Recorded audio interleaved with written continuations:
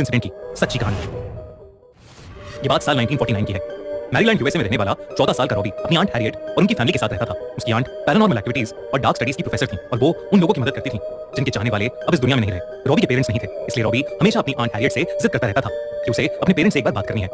एक दिन रॉबी के बहुत रिक्वेस्ट करने पर हैरियट ने उसे एक ouija बोर्ड गिफ्ट कर दिया। ouija बोर्ड एक ऐसा बोर्ड है जिससे शायद आप दूसरी दुनिया से आत्माओं को अपने साथ बात करने के लिए बुला सकते हैं। रॉबी उस ouija बोर्ड से रोज खेलता रहता था और अपने पेरेंट्स से बात करने की कोशिश करता रहता था। लेकिन इस बीच धीरे धीरे रॉबी का बर्ताव बहुत बदलने लगा था। वो चिड़चिड़ा सा हो गया था। फिर कुछ ही दिनों में कुछ ऐसा हुआ जिसकी वजह से रॉबी फिर से सहम सा गया था। उसकी आंट हैरियट की डेथ हो गई थी।